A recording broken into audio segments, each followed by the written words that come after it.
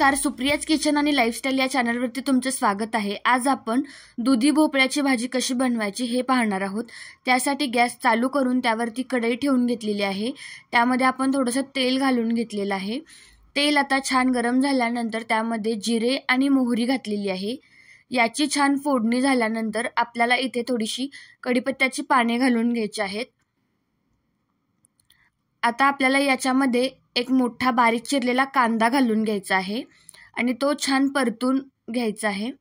तुम्ही सुप्रियाज किचन आणि लाईफस्टाईल या चॅनलवरती नवीन असाल आणि तुम्ही हे चॅनल अजून सबस्क्राइब केलं नसेल तर नक्की सबस्क्राइब करा आणि त्याच्या साईडला जे बेल आयकॉन आहे ते क्लिक करायला विसरू नका, म्हणजे मी जेव्हा नवीन व्हिडिओज अपलोड करते त्याचे नोटिफिकेशन तुम्हाला नक्की मिळतील। आता कांदा छान परतून झाल्यानंतर यामध्ये आपल्याला 5 ते 6 ठेचलेले जो लसूण असतो ते घालून घ्यायचे आहेत। त्यानंतर इथे आपण लसूण, खोबरे आणि कोथिंबीर याचं केलेलं वाटण थोडंसं घालून घ्यायचं आहे। त्यानंतर इथे चटणी म्हणजेच काळा मसाला हा सुद्धा आपल्याला चवीनुसार घालून घ्यायचा आहे। इथे मी 3 चमचे घातलेला आहे। तुमच्याकडे किती तिखट आहे त्यानुसार तुम्ही इथे कमी जास्त करू शकता। आता हे सगळं आपण घालून घेतल्यानंतर व्यवस्थित मिक्स करून घ्यायचं आहे। दुधी भोपळा स्वच्छ पाण्याने धुवून त्याची साल काढून आपण इथे त्याचे बारीक काप करून घेतलेले आहेत, ते आता यामध्ये आपण घालून घ्यायचे आहेत।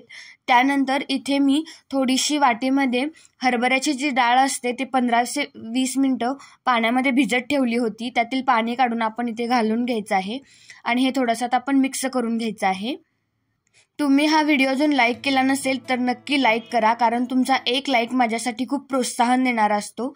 आता भाजी शिजण्यासाठी आपल्याला यामध्ये थोडंसं पाणी घालून घ्यायचं आहे आणि थोडंसं मिक्स करून आपल्याला यावरती झाकण ठेवून 10 ते 15 मिनिटं आपल्याला शिजू द्यायचं आहे।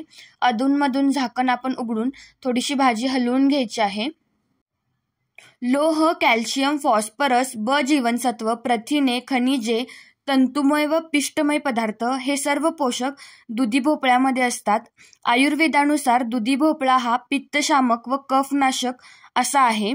त्यामुळे याचे तुम्ही सेवन नक्की करायला हवे। आता आपल्याला याच्यामध्ये भाजलेल्या शेंगदाण्याचा थोडासा कूट घालून घ्यायचा आहे आणि चवीनुसार मीठ घालून आपल्याला हे थोडंसं मिक्स करून घ्यायचं आहे आणि पुन्हा झाकण ठेवून 2 ते 3 मिनिटं आपल्याला हे शिजवून घ्यायचं आहे। दुधी भोपळ्याला शिजण्यासाठी जास्त टाइम लागत नाही, काही जण ही भाजी कुकरमध्ये सुद्धा करतात। आता आपण यावरती थोडीशी बारीक चिरलेली कोथिंबीर घालून हे थोडंसं मिक्स करून घेऊयात आणि अशा तऱ्हेने ही दुधीची भाजी खाण्यासाठी तयार झालेली आहे। ही रेसिपी तुम्ही जरूर ट्राय करा, तुमच्या फॅमिलीमध्ये, फ्रेंड्समध्ये सगळीकडे शेअर करा आणि व्हिडिओ आवडल्यास नक्कीच लाईक आणि सबस्क्राईब करायला विसरू नका।